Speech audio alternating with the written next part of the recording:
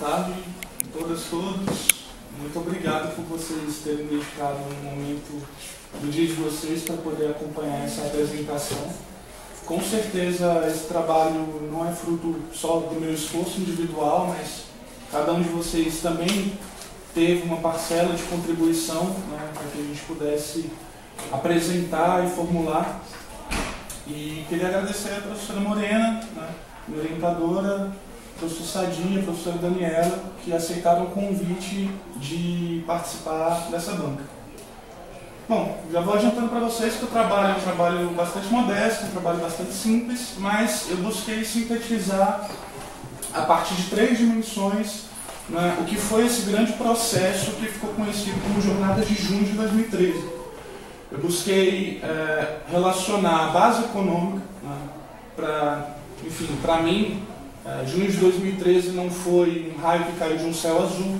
Existe uma base material objetiva em que repousa esse processo de mobilização que a gente presenciou no ano passado.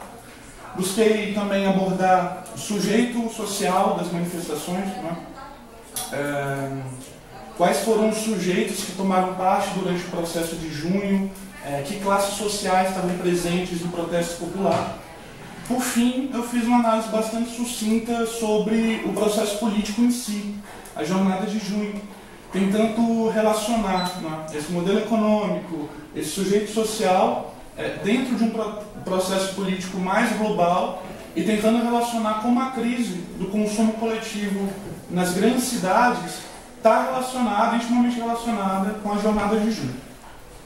Bom, inicialmente sobre a base econômica, né? Busquei traçar um quadro sobre o modelo econômico do Brasil. Bom, desde o processo de colonização, mas fundamentalmente a partir das últimas 2 décadas.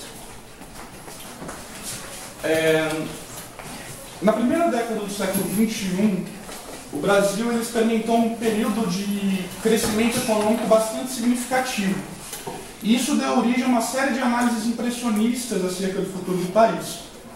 Para ser mais preciso, o que aconteceu nos últimos 10 anos foi um revival de ideias desenvolvimentistas que eram predominantes no Brasil na década de 1950, só que com uma nova roupagem.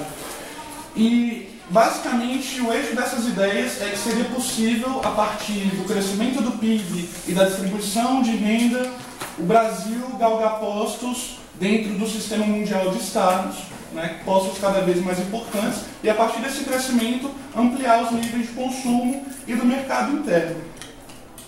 Mas como toda ideologia, o novo desenvolvimentismo ele é pura especulação, ele não tem demonstração empírica nenhuma. Em junho de 2013, apesar do crescimento econômico que a gente vivenciou nos últimos anos, o Brasil era sim a 7ª economia do planeta, mas ocupava a 85ª posição no Índice de Desenvolvimento Humano da ONU.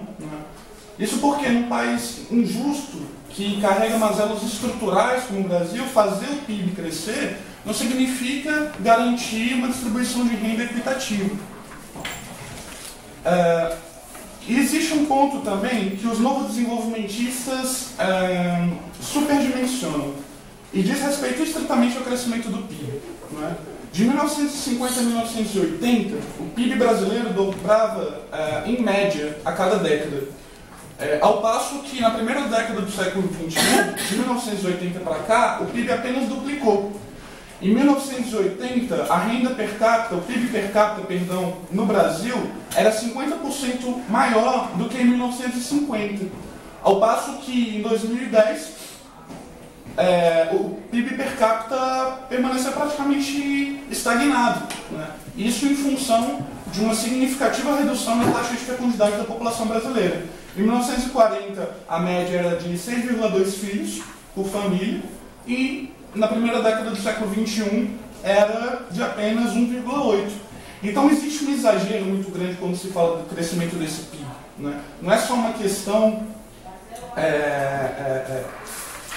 de, como já foi colocado, o crescimento econômico por si só não garante que o Brasil chegue ao primeiro mundo. Mas mesmo que garantisse, existe um exagero muito grande por parte dos novos desenvolvimentistas.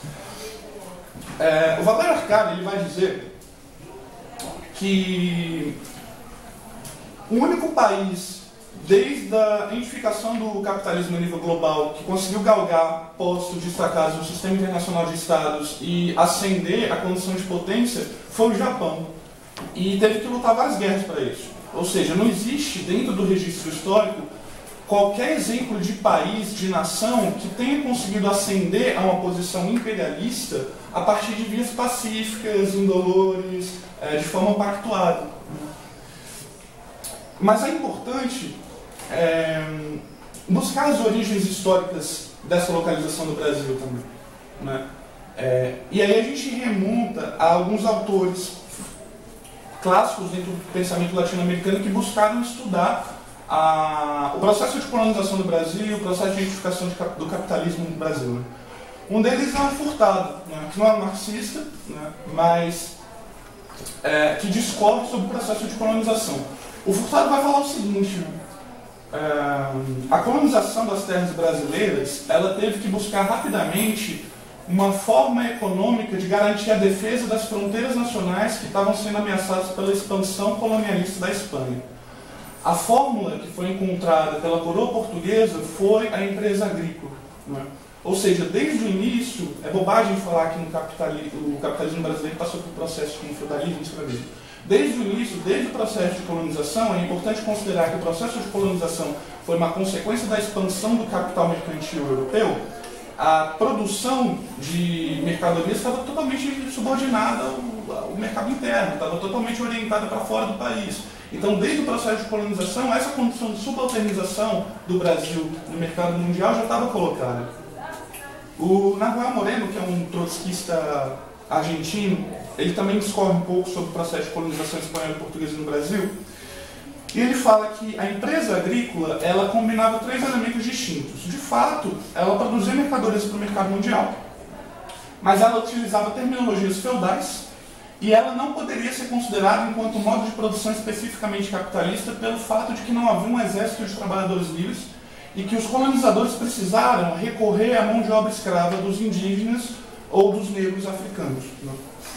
E o Chazin, ele vai falar da via hipertardia, né, do capitalismo hipertardio e da via colonial de identificação do capitalismo brasileiro. Ele diz que, diferentemente de países como Inglaterra e França, que tiveram revoluções burguesas, que puderam instaurar no âmbito do Estado os princípios iluministas a partir de uma efetiva participação popular, países como o Brasil desenvolveram o seu modo de produção especificamente capitalista só no começo da década de 1930, quando já existia um sistema mundial de estados consolidado, já existia a ascensão do capital monopolista e imperialista, e que a partir disso seria impossível para o Brasil ascender a posição de país de primeiro mundo, e seria impossível para a burguesia brasileira, que é e sempre foi uma sócia minoritária do sistema imperialista, exercer qualquer tipo de influência decisiva, seja no âmbito político, econômico, cultural e etc. Mas voltando um pouco para a realidade do capitalismo identificado nos dias de hoje, desde a primeira década do século XXI, a gente observa alguns processos que reafirmam essa condição do Brasil enquanto, enfim, uma posição subalterna no mercado mundial, exportador de mercadorias primárias, etc. Em primeiro lugar, a primarização da economia, né? A gente está assistindo atualmente no campo brasileiro um aumento significativo do agronegócio, né? A gente não tem mais aquela velha figura do camponês, do latifundiário, não. O que a gente tem agora são as técnicas mais modernas sendo aplicadas de um modo capitalista no campo brasileiro, né? É o agronegócio. Em 2008, a exportação de produtos primários, isso em 2008, representava 51% da balança comercial brasileira, ao passo que de produtos manufaturados representava 47%. Só que de 2008 para 2011, essa relação se alterou. Em 2011, 60% das exportações brasileiras já eram representadas por produtos primários, ao passo que apenas 37% por produtos manufaturados. E isso tem duas consequências imediatas. O primeiro é que o agronegócio, ao tensionar a fronteira agrícola, reduz a área de plantio de itens da cesta básica do brasileiro. Então você teve antes de junho uma inflação muito grande dos produtos como feijão, tomate, batata, produtos que fazem parte da alimentação do brasileiro. Então, a inflação, o aumento da inflação dos meses que precederam junho é uma dessas consequências dessa primarização da economia. A outra consequência é que o Brasil hoje é o campeão mundial de uso de agrotóxicos. Em 2013, o agronegócio brasileiro consumiu 1 bilhão de litros de agrotóxicos. Isso significa que, em média, cada cidadão brasileiro consumiu, ao longo de 2013, 5 litros de veneno. Bom, além da primarização, a gente tem a desnacionalização da economia. De 93 a 2002, durante os governos Collor e FHC, os investimentos estrangeiros diretos, ou seja, a entrada de capital imperialista no Brasil, foi de 214 bilhões de dólares. E a remessa de lucros às matrizes das empresas imperialistas ao exterior foi de 47 bilhões. Só que de 2003 a 2012, durante os governos do PT, essa relação aumentou significativamente. A entrada de capital estrangeiro no país foi de 547 bilhões e a remessa de lucros de 199 bilhões. Não é? Ou seja, a entrada de capital estrangeiro imperialista no país durante os governos do PT duplicou, enquanto a remessa de lucros quadruplicou. O sistema de drenagem de recursos públicos através da dívida pública merece destaque. Né? A dívida pública brasileira hoje consome praticamente metade da totalidade dos impostos que são pagos pela classe trabalhadora brasileira hoje. Né? Ao passo que o investimento em transporte público representou apenas 1% do orçamento federal. E o transporte público foi uma das grandes demandas das manifestações de junho. Bom, esse é basicamente o modelo brasileiro, e a partir desses elementos a gente pode caracterizar o Brasil como um país semicolonial. Semicolonial, segundo as formulações clássicas do marxismo ortodoxo, principalmente a partir de Lenin, é o país que não é propriamente uma colônia, porque mantém uma relativa autonomia política, mas que está enredado nas malhas das relações imperialistas mundiais e, em função disso, não consegue galgar a um posto de autonomia plena, né? Ou seja, a perda da soberania. Só que, de junho de 2013 para cá, as análises novo-desenvolvimentistas, elas se tornaram menos estridentes, em função principalmente da manifestação popular, que colocou em xeque o discurso dominante de que no Brasil tudo vai bem, mas também porque a situação econômica começou a se deteriorar. Primeiro, a desaceleração econômica. Em 2012, o Brasil cresceu em significante 0,9%, né? Menor desempenho entre os BRICS. Em 2013, esse crescimento foi bem menor, 2,3%. A balança comercial ela se tornou bastante oscilante. Né? Em 2013, a gente teve o pior resultado da balança comercial brasileira nos últimos 10 anos. E apesar das desonerações, não é, do governo às empresas que estão instaladas no Brasil, só da indústria automobilística o governo deixou de arrecadar 26 bilhões em impostos desde 2008, você teve em 2012 uma queda no lucro das 500 maiores empresas instaladas no Brasil, apesar do aumento das suas vendas. Por outro lado, a gente tem uma ampliação significativa do crédito, que foi uma arma utilizada pelo governo para tentar conter os efeitos da crise econômica mundial. Né? E você tem um descompasso muito grande da relação entre o crescimento do PIB e o crescimento da oferta de crédito. Né? De 2003 a 2013, o crédito do Brasil ele aumentou de 24,7% para 55,2%. Bom, o que isso significa? Em primeiro lugar, que os efeitos da crise econômica internacional começam a chegar ao Brasil. Não estou sendo aqui nenhum catastrofista, que o fim do mundo é amanhã, não é nada disso. Mas o Brasil, ele se aproveitou de uma situação internacional favorável, que foi o superciclo das matérias-primas no comecinho de 2012, que se deu pela plena incorporação da China no mercado mundial, e isso ocasionou uma alta do preço das commodities. E os países da América Latina e também o Brasil, que se especializaram historicamente por exportação desses produtos, puderam surfar com relativa estabilidade durante esse período. Mas acontece que a oferta e procura de commodities no mercado mundial está começando a chegar no seu preço natural, está começando a se estabilizar. E isso explica a desaceleração econômica do Brasil, isso explica a situação da balança comercial e todos os problemas que a gente discorreu. Aí a gente entra no capítulo 2, que trata do sujeito social. Né? Existem 2 vídeos na internet, provavelmente alguns de vocês já acompanharam, na televisão mesmo, do Arnaldo Jabor discorrendo sobre as primeiras manifestações contra o aumento da tarifa do transporte em São Paulo. Né? O primeiro deles foi lá na madrugada do dia 13 de junho, quando as manifestações contra o aumento começavam a tomar corpo e amplitude pelo país. O Jabbour fala, não, isso aí é uma manifestação de revoltosos de classe média e esse pessoal não vale nem 20 centavos. 5 dias depois ele mudou de ideia completamente. Ele já dizia que não era um jovem de classe média, ele dizia que as manifestações eram legítimas, ele criticava a ação da polícia e ele tentava mudar o sujeito social das jornadas de junho. Ele não falava mais que era um jovem de classe média, ele dizia que era agora o povo tentando aperfeiçoar a democracia brasileira. Isso, evidentemente, reflete uma inflexão editorial que os principais veículos de comunicação tiveram durante as manifestações de junho. Mas isso tem um sentido mais profundo, porque é uma tentativa de mistificar o sujeito social dos protestos. E, assim, de acordo com os meus estudos, não se tratava de uma classe média. E, ao mesmo tempo, é preciso rejeitar de uma forma enérgica as análises que tentam condensar, tentam prender o sujeito social das jornadas de junho na categoria de povo. Porque a categoria de povo é uma categoria extremamente abstrata, que anula os antagonismos da sociedade burguesa e tenta transformar os manifestantes, os ativistas que tomaram as ruas em 2013 como um ser quase que mitológico, algo que deve ser divinizado, e as coisas não funcionam bem assim. Dentro da categoria povo, você tem classes sociais com interesses inconciliáveis, contraditórios. E só uma análise marxista pode garantir uma leitura adequada desse sujeito social. Bom, juntamente ao revival desenvolvimentista, novo desenvolvimentista que a gente assistiu na primeira década do século XXI, ganhou corpo o debate de que existe no Brasil hoje uma nova classe média, né?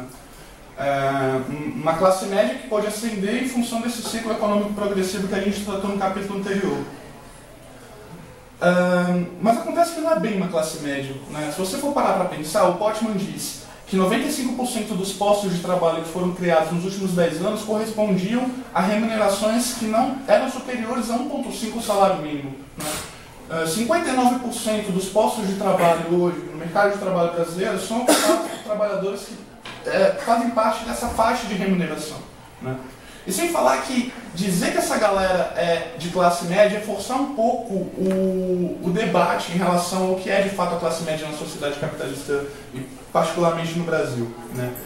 Existem algumas pesquisas, a pesquisa do Ibope, que foi ao ar no dia 20 de junho, dia em que centenas de milhares de pessoas tomaram as ruas no Brasil inteiro, que indicavam que os manifestantes que tomavam as ruas nada mais eram do que essa nova classe média. Só que essa nova classe média não de uma forma mistificada, como o Jabbour tenta colocar, como a mídia tenta colocar sistematicamente, mas trabalhadores, em sua maioria jovens, que recebem salários de base, 60% são mulheres, 4/5 desses trabalhadores são negros, ou seja, é o proletariado, ou melhor, o precariado, como o Rui Braga coloca no texto dele, né? Ele cunha esse termo original. O precariado, que é constituído por operários da construção civil, que é constituído por empregadas domésticas, por trabalhadores terceirizados, por trabalhadores temporários, né? Esse é o verdadeiro sujeito social das jornadas de junho.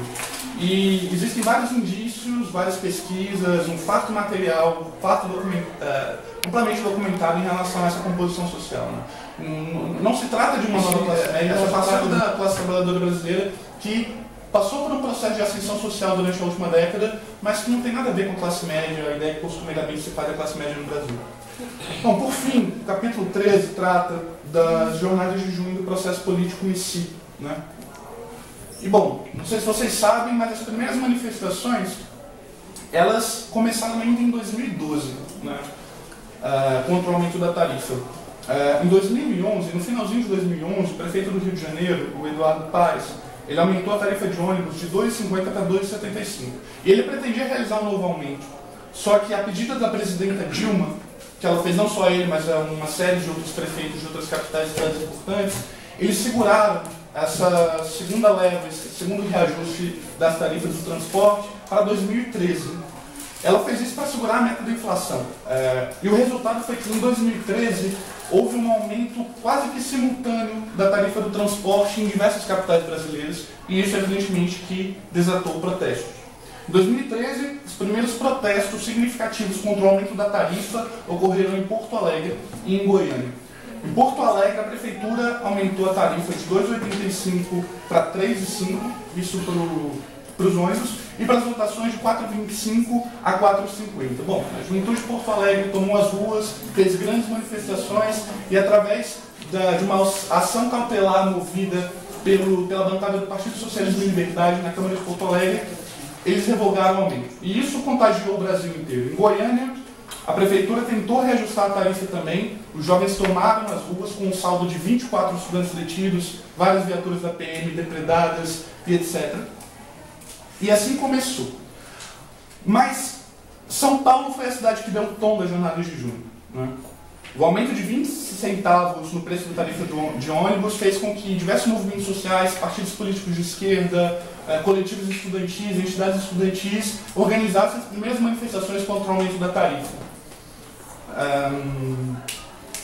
Foram alguns atos de baixa adesão, poucas milhares de pessoas, ainda não havia explodido o grande movimento de junho.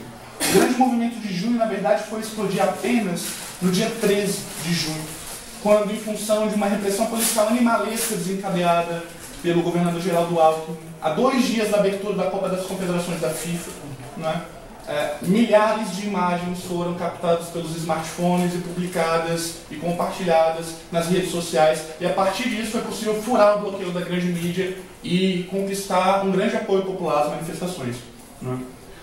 A partir do dia 14, operou-se um salto de consciência e parcelas expressivas da população brasileira, principalmente do precariado, que foi o grande sujeito social das manifestações.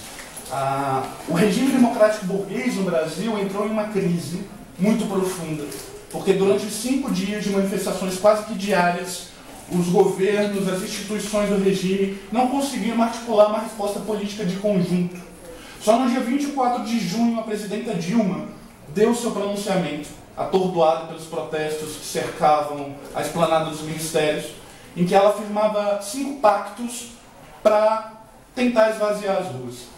5 pactos que nada mais eram do que uma reafirmação da política econômica do governo, e não representavam nenhuma alteração qualitativa na política econômica e social que vinha sendo implementada até então. E que incluíam desonerações ao setor dos empresários de transporte, incluía trazer médicos estrangeiros para suprir a carência desses profissionais no Brasil e etc.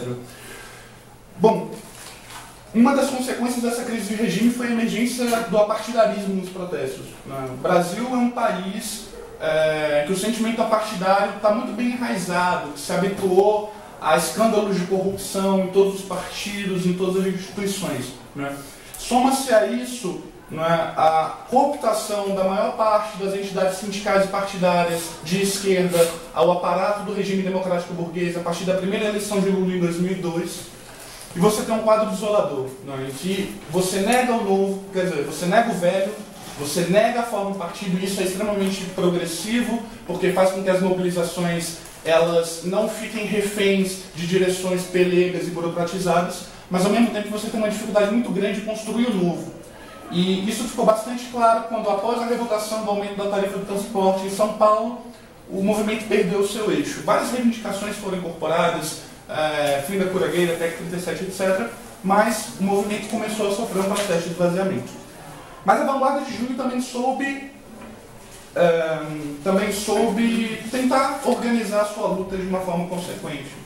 Aqui em Brasília a gente teve a Assembleia Popular, a Assembleia dos Povos do DF, em Belo Horizonte a Assembleia Popular Horizontal, no Rio Grande do Sul o Bloco de Lutas, que foram embriões de organismos de duplo poder no contexto de uma conjuntura de crise do regime democrático burguês. Não puderam se desenvolver enquanto organismos de duplo poder de fato, porque houve um grande esvaziamento das manifestações e esses organismos não puderam se massificar como, enfim, um desenvolvimento natural do processo levaria e assumir funções estatais. Mas, enfim, foi um ensaio geral. Bom, só para concluir, o que a gente considera que tenha sido a grande causa, a grande base material ali nesse modelo econômico que deu origem a esse sujeito social, que desencadeou esse processo político, foi fundamentalmente a questão urbana, foi a crise das cidades, né? A ineficácia dos governos, das instituições do regime burguês de conseguirem garantir equipamentos e serviços públicos que são essenciais para a reprodução da força de trabalho, né? não é só, e a Emília Maricato fala sobre isso, não é só o aumento da renda, não é só o aumento da renda do precariado, a recuperação do poder de compra do salário mínimo, que está relacionado com uma melhor qualidade de vida nas cidades. Sem articular hospitais, saúde pública de qualidade, educação e etc., o consumo coletivo de uma forma geral, você pode até ter um aumento da renda, mas ainda assim você vai ter insatisfação social. Bom, o prognóstico é que o superciclo das matérias-primas se esgotou, a crise econômica começa a dar as caras no Brasil através, enfim, da situação da balança comercial, do aumento da inflação e etc. E o que se pode inferir é que, desde junho do ano passado, a gente não tem grandes manifestações de massa, com milhões de pessoas tomando as ruas do país. Mas a gente tem vários processos interessantes, né? A gente tem greves, como foi a greve dos garis no Rio de Janeiro, que conseguiu arrancar um reajuste de 40% de uma prefeitura completamente desmoralizada, e isso contagiou novamente o movimento sindical brasileiro. A gente teve uma importante greve dos metroviários de São Paulo, agora há pouco tempo, na semana de abertura da Copa das Confederações, que polarizou a opinião pública e ofuscou a estreia do Mundial, que foi derrotada, mas que serviu de exemplo para várias categorias. A gente teve no começo do ano os rolezinhos da juventude paulistana, né, que foram para os shopping centers organizar encontros e exigir consumo. Não era nenhum movimento revolucionário, mas que foi tratado de uma forma brutal pelos seguranças. Ou seja, existe um deslocamento na consciência do precariado em parcelas expressivas da população brasileira que as balas de borracha e as bombas de gás lacrimogêneo vão ter muita dificuldade em fazer retroceder. E o prognóstico daqui para frente é de uma instabilidade política duradoura e de revoltas populares que podem explodir. E a gente não sabe quando vai ser a próxima fagulha que vai desencadear um novo incêndio. Bom, em relação ao rolezinho, na verdade, não só em relação a isso, mas alguns dados, se o professor fizer uma análise, uma leitura acurada, principalmente no primeiro capítulo, eles estão meio que desatualizados, entre aspas. Mas isso por um motivo que eu acho que é ponto pacífico, né? Eu tratei especificamente descentralidade ao ano de 2013, né? O rolezinho aconteceu no começo desse ano. Eu até pensei, assim, nos 45 do segundo tempo, fazer um trabalho sobre isso. Acho que minha contribuição poderia ter sido muito melhor, muito maior. Mas como o fenômeno da jornada de junho foi no ano passado, eu achei melhor me deter no ano de 2013. Eu até cito um pouco da continuidade das manifestações, inclusive os rolezinhos nas considerações finais. Sobre, enfim, minha opção, né, de tentar fazer, não sei se eu posso chamar de distanciamento do objeto, acho que não é bem isso, porque eu tento transparecer, principalmente no terceiro capítulo,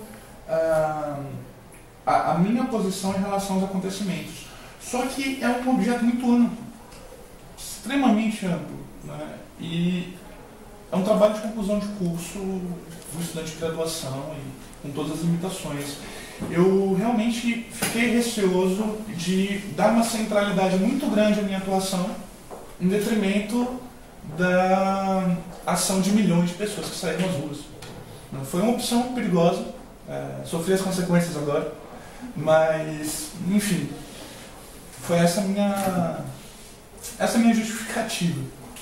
Em relação a essa polêmica, semicolônia, submetrópole, acho que a Dani também entrou um pouco nesse debate. Eu defendo que seja o modelo econômico brasileiro, a estrutura de classe da sociedade brasileira, a estrutura econômica seja semicolonial, não submetrópole. Mas toda definição, todo esquema teórico, ele é sempre mais pobre que a realidade. Claro que a realidade supera largamente qualquer tentativa de sistematização teórica mais de fôlego, principalmente como essa. É uma semicolônia, mas é uma semicolônia privilegiada. Por quê? Com a liberalização dos fluxos de capitais, com a implementação dos programas liberais da década de 90, você teve uma migração, principalmente com a restauração capitalista no leste europeu e na China, você teve uma reconfiguração da divisão internacional do trabalho, e você teve um grande afluxo de capitais para países que o Lenin chama de atrasados, dentre eles o Brasil. O Brasil ele se constituiu nesse processo enquanto uma semicolônia, porque ele ocupa um lugar de subalternização no mercado mundial e não conseguiu, diferentemente de países, como o Chazin coloca, de via clássica ou de via prussiana, construir uma efetiva soberania, mas pôde se aproveitar desse processo. Pôde se aproveitar no seguinte sentido: não de construir uma soberania, uma maior autonomia política e econômica, mas o Brasil se transformou numa plataforma de exportação de mercadorias industrializadas para o restante da América Latina. Isso fica bastante evidente quando a gente faz a análise da indústria automobilística brasileira. É 100% capital imperialista.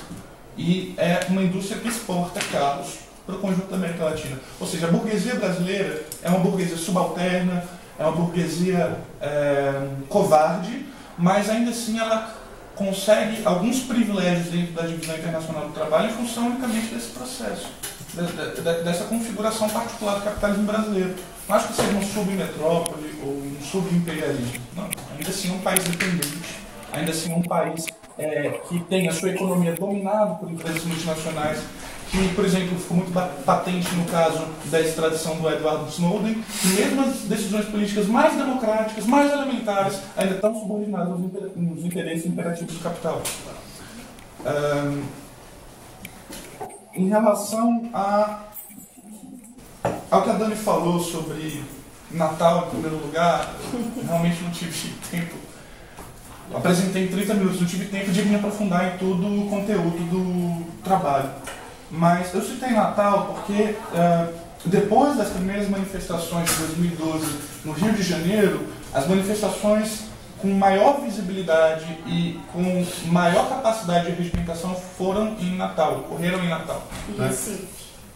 Em Recife também. Você mas não citou Natal. Recife. Não, eu não citei muitas coisas, né? Por isso, você citou Natal. Eu não poderia citar tudo também, mas enfim. Mas citou Natal. Enfim, por que Natal? Porque Natal teve um reajuste da tarifa de transporte e foi a primeira oportunidade que a gente teve de conseguir vislumbrar o que estava se encaminhando. Os ventos de junho começaram a soprar em Natal, porque houve uma mobilização, houve uma manifestação de massa na cidade, houve repressão policial, e assim como no dia 13 de junho em São Paulo, não ocorreu o expediente normal da repressão policial, que é quando a polícia bate e as pessoas voltam para a rua. Em Natal, a polícia bateu, no outro dia teve um ato de 2.000 pessoas e revogou o aumento da tarifa.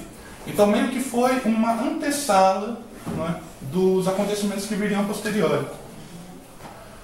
Em relação às fontes, assim, da mesma forma como Marx citava Malthus, Smith, autores da economia vulgar, eu achei interessante citar a Globo, Potman e, enfim, a mídia vulgar.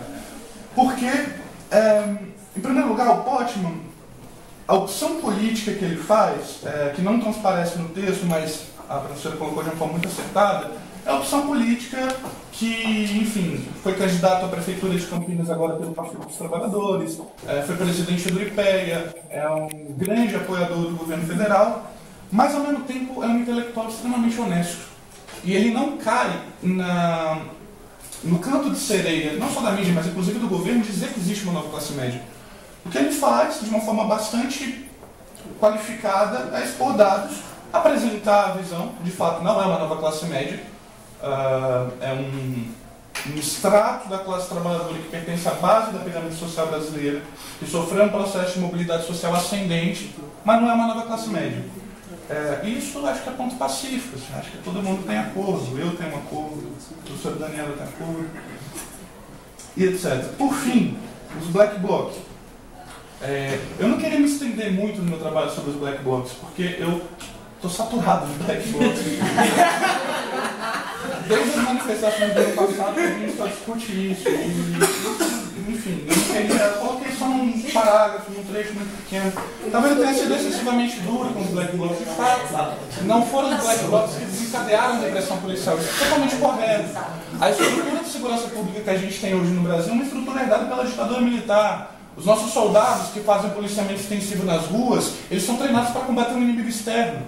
É muito natural que em qualquer processo de mobilização, seja grande, pequeno, médio, independente de ter black bloc ou não, a repressão policial vai se abater sobre os ativistas. Mas, existe um detalhe.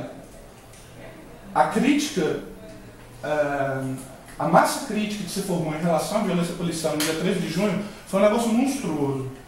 Foi ali que surgiu e se amplificou o debate sobre a desmilitarização da PM. Eu me lembro de uma manifestação no Passe Livre que a gente participou aqui em Brasília, na semana de junho, em que, depois da repressão policial e da massificação dos protestos, a polícia moveu um grande contingente para acompanhar a manifestação, mas a cidade era nossa. A gente conseguia ir para onde a gente quisesse, a gente conseguia fechar o eixão, a W3, a gente simplesmente fazia o que a gente quisesse porque a cidade era nossa. E por quê? Porque politicamente a polícia militar no Brasil ela foi derrotada durante a jornada de junho. E o que permitiu que hoje ela tenha conseguido recuperar parte do prestígio que ela tinha antes de junho foi sim a ação irresponsável de setores inexperientes, de setores que fazem propaganda pela ação, e setores que, inclusive, se bateram comigo e com outros ativistas que estiveram presentes nas manifestações. Eu não queria me estender sobre os black blocs, mas essa é a minha posição. Quem vivenciou o processo de perto, enfim, pelo menos na qualidade de, enfim, alguém organizado politicamente, que defende o programa socialista e que teve companheiros que foram ameaçados fisicamente por eles, acho que é legítimo, mas eu entendo a sua provocação e quero dizer que, por mais que a gente tenha divergências políticas em relação à análise e caracterização da realidade, com certeza, eu, você e os Black Blocs, a gente está no mesmo campo.